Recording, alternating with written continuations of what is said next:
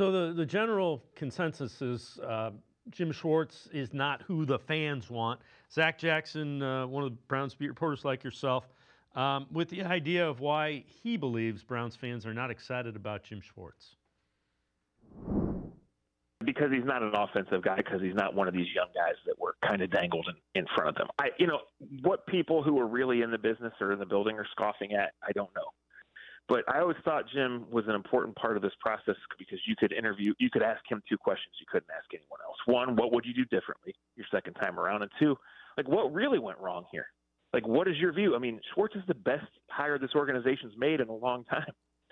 Right. So once it was clear and once the season was over and he could think about it, what did you think?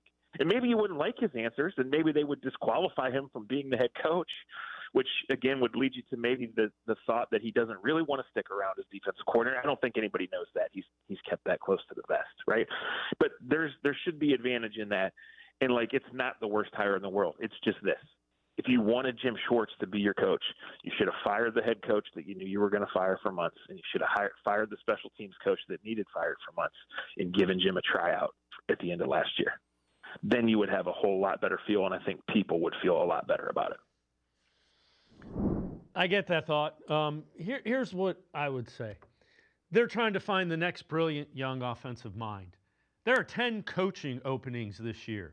The chances of finding the next Sean McVay on any given year are probably 1 in 20. In a cycle where there are 10 openings, it's probably 1 in 50.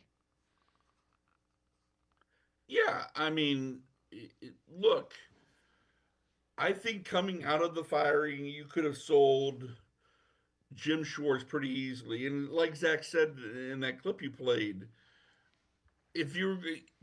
that would have been the argument. I always wondered what's the argument, because it's not like college where you can get a jump on hiring, and the hiring process and everything, if you fire in season.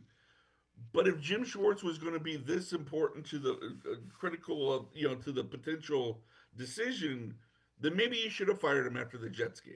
Maybe you should have fired him after the Titans game. Maybe you should have Kevin after one of those games and said, look, Jim, it's your team till the end of the season. It's a tryout. Now, I'm not a big fan of the interim coach hire. I just sometimes don't think I don't think it works a lot of the time. But I also know that if you coming out of the season, Jim was probably the guy that most fans would have been like, yeah, I mean, because you had a name. He was the one you had a name for, as opposed to all this, well, I wonder if this guy's interested, this guy's. Once you got into the process and you got actual names and the fans on the internet and everybody started digging into them, the shiny new thing, especially when it comes to offense, which is this team's problem, they were always going to gravitate toward that. So, you were going to lose support for hiring somebody who was also part of the 8-26, even though his side of the ball was not nearly as responsible for it as the other side of the ball. It was always going to be problematic, for then circling back, especially if you got such a consensus the way it has been the last few days with Shieldhouse. So, your point's right. The young up-and-comer just as often fails as he does succeeds. And oftentimes the failures happen because they jump quickly at an opportunity that's not quite the type of place where you can succeed fast.